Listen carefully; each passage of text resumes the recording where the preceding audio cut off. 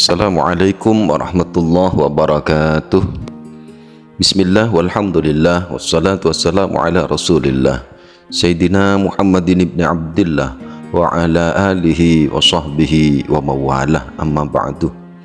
Puji syukur kehadirat Allah tabaraka wa ta'ala atas limpahan nikmat dan karunia-Nya kepada kita semua. Salawat salam senantiasa tercurah limpahkan kepada junjungan kita Nabi besar Muhammad sallallahu alaihi wasallam beserta para ahli keluarganya, para sahabatnya dan para pengikutnya. Mudah-mudahan kita semua diakui sebagai umatnya dan kelak mendapatkan syafaatul uzma dari beliau. Sahabat wahdah yang dirahmati Allah subhanahu wa ta'ala, semoga kabar semua senantiasa dalam keadaan sehat walafiat, hidup penuh dengan kebahagiaan dan keberkahan dari Allah subhanahu wa ta'ala. Sahabat wahdah yang dirahmati Allah subhanahu wa ta'ala, ada sebuah kisah yang patut untuk menjadi renungan buat kita semua, kaitannya dengan ibadah haji. Dikisahkan seorang ulama, seorang syekh yang tinggal di kota Makkah yang bernama Abdurrahman Abdullah ibn al-Mubarak. Pada saat itu adalah musim haji dan dia sedang berhaji. Bahkan hajinya bukan yang pertama kali tapi sudah yang berkali-kali. Abdurrahman Abdullah ibn al-Mubarak sesudah melaksanakan rukun-rukun haji, saat dia bermunajat kepada Allah Subhanahu wa ta'ala di Masjidil Haram, kemudian dia tertidur. Dan di dalam mimpinya di dalam tidurnya dia bermimpi ada dua malaikat yang juga hadir di masjid itu. Yang kedua malaikat itu kemudian berdialog. Di antara dialog malaikat itu, yang satu bertanya kepada malaikat yang satunya, "Tahukah kamu berapa jumlah jamaah haji yang berhaji tahun ini?" Maka yang satunya menjawab, "Ada 750.000 jamaah haji." Kemudian ditanya lagi, "Berapa yang hajinya diterima oleh Allah Subhanahu wa ta'ala?" Tak satu pun mereka diterima hajinya. Mendapati itu, Abdurrahman Abdullah ibn al-Mubarak menjadi gemetar. Kemudian semakin dengan seksama dia mendengarkan percakapan dua malaikat tersebut. Kemudian kata malaikat yang satunya, "Namun ketahuilah, sesungguhnya ada satu yang hajinya diterima oleh Allah, yakni hajinya seorang yang tidak jadi berangkat haji."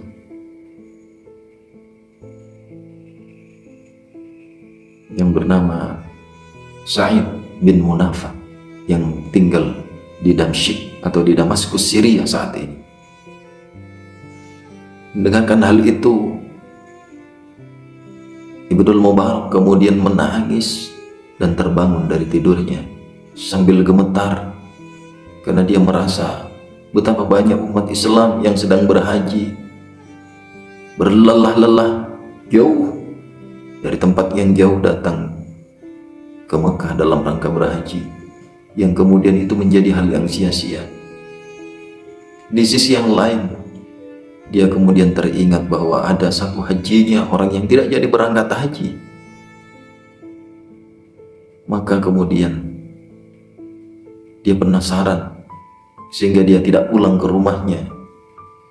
Justru dia bergegas untuk pergi ke Damsyik atau ke Damaskus, Syria, untuk mencari Sa'id bin Munafah yang disebutkan oleh malaikat tersebut. Sesampainya di Damaskus, di Syria, maka dicarilah Sa'id bin Munafah, yang di dalam mimpi itu dijelaskan bahwa Sa'id bin Munafah itu adalah tukang sol sepatu. Maka dicarilah satu persatu, ditanya setiap tukang sol sepatu yang ada di kota. Namun lama dia tidak jumpai, sampai pada akhirnya ketemulah dia dengan Sa'id bin Munafah yang diberikan petunjuk oleh orang-orang yang tahu kepada Sa'id bin Munafah bahwa di ujung kota tersebut ada tukang sol sepatu yang bernama Sa'id bin Munafah.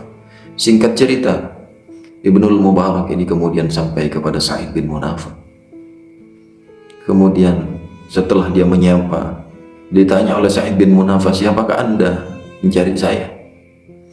Maka kata Abdullah bin Mubarak, saya adalah Abdullah bin Mubarak.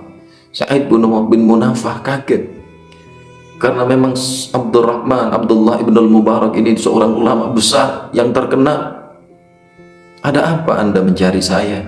Anda adalah ulama yang besar yang terkenal di Mekah. Maka mendengar itu, dia juga bingung dari mana dia hendak memulai pembicaraan.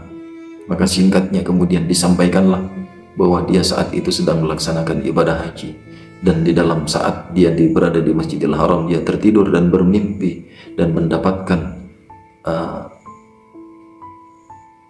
petunjuk lewat mimpinya bahwa hajinya seseorang yang bernama Sa'id bin Munafah yang tidak jadi berangkat haji, itu yang diterima oleh Allah Subhanahu wa taala, dan itu yang menyebabkan semua hajinya jemaah haji itu kemudian diterima oleh Allah Subhanahu wa taala. Dia kemudian bertanya kepada Sa'id bin Munafah, ada apa? Apa yang terjadi dengan Anda? Maka Sa'id bin Munafah menyampaikan, benar, saya memang tidak jadi berangkat haji tahun ini. Sebetulnya saya memang sudah lama ingin berhaji. Setiap saya melihat jamaah haji yang akan berangkat ke Baitullah, setiap saya mendengar labbaik Allahumma labbaik, labbaik la syarika laka labbaik, saya selalu menangis dan rindu ingin sampai ke Mekah.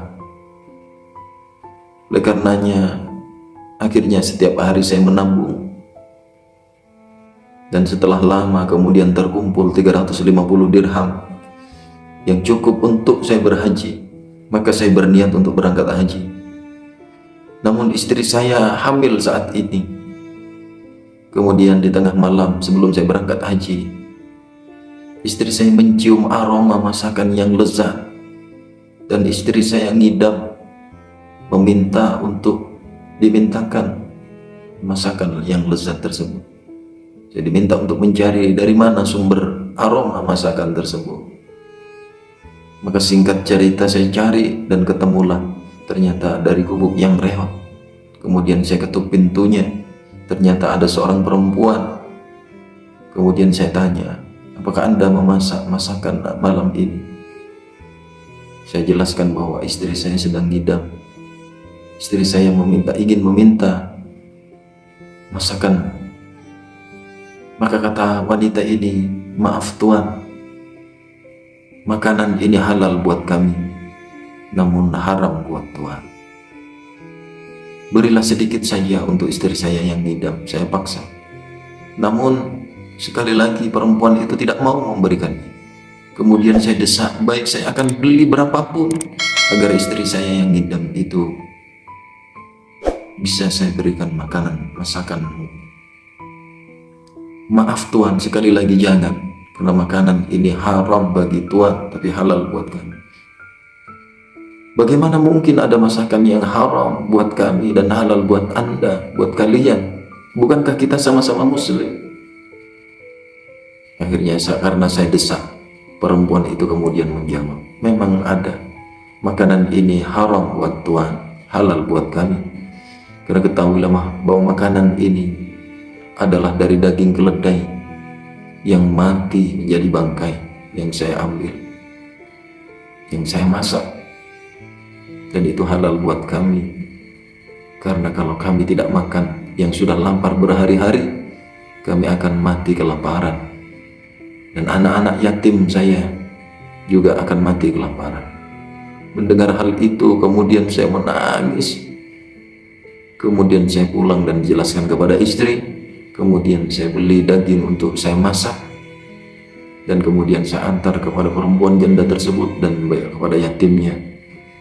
Dan demi Allah, saya merasa inilah Ka'bahku, inilah Mekahku, sehingga uang 350 dirham yang sedianya saya pakai untuk berangkat berhaji, saya serahkan sepenuhnya kepada janda tersebut untuk kehidupannya dan untuk menghidupi, untuk usaha untuk menghidupi yatim-yatim janda tersebut. Saudaraku yang dirahmati Allah Subhanahu wa taala, hikmah dari ibadah haji ternyata adalah sejauh mana kita peduli kepada orang lain. Ini bisa kita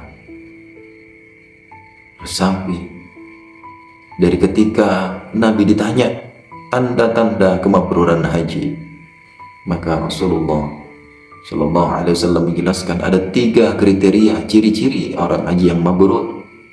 Di antaranya baiknya perkataan, menyebarkan salam, dan yang ketiga senang memberikan makan kepada orang-orang yang lapar. Semoga kisah ini menjadi renungan buat kita semua. Assalamualaikum warahmatullahi wabarakatuh.